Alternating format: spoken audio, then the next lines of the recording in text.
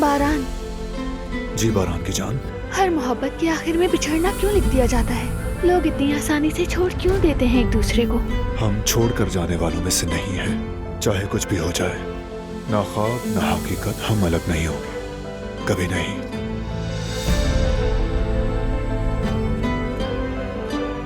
ये तो मेरा हेयर क्लिप है।